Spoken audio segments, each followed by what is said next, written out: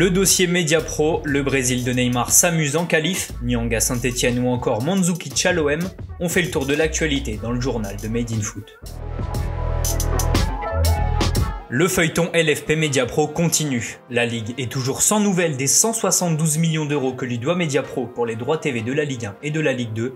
L'équipe révèle que face à cette situation, la LFP a décidé de contracter un prêt. Cet argent pourra ainsi être reversé au club avant le 17 octobre prochain. Pour rappel, la LFP a refusé le délai de paiement et la renégociation à la baisse des droits TV demandés par Mediapro. Selon RTL, la chaîne Téléfoot compte à l'heure actuelle environ 280 000 abonnés, un chiffre bien éloigné des 3,5 millions de personnes attendues. Je suis surpris sur la forme et inquiet sur le fond. A minima, on dira que cela entache la relation de confiance, a déclaré le président de la LFP Vincent Labrune. Rappelons que la Ligue a déjà contracté un prêt garanti par l'État de 224,5 millions d'euros en mai dernier, une somme qui doit être remboursée à partir du versement des droits télé de Mediapro. Le Brésil a parfaitement lancé sa campagne de qualification pour le Mondial 2022 au Qatar. Cette nuit, la Seleção a infligé un sévère 5-0 à la Bolivie. Le défenseur du PSG Marquinhos a ouvert le score au quart d'heure de jeu. Roberto Firmino s'est ensuite offert un doublé et après un but contre son camp d'un Bolivien, Coutinho est venu inscrire un 5e but sur une passe décisive de Neymar. La Colombie n'a pas tremblé face au Venezuela. Les Cafeteros se sont imposés 3-0 grâce à leur duo d'attaquants de l'Atalanta. Duvan Zapata a frappé en premier après 15 minutes de jeu, puis Luis Muriel est venu aggraver le score par 2 fois.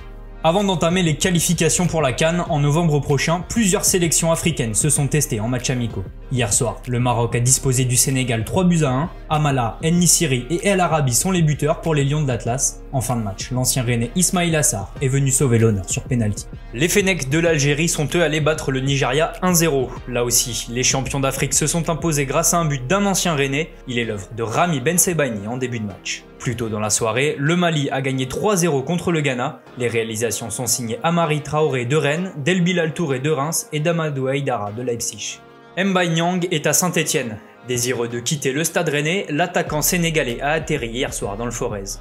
Selon l'équipe, le joueur de 25 ans aurait passé sa visite médicale, mais l'officialisation du transfert pourrait être retardée.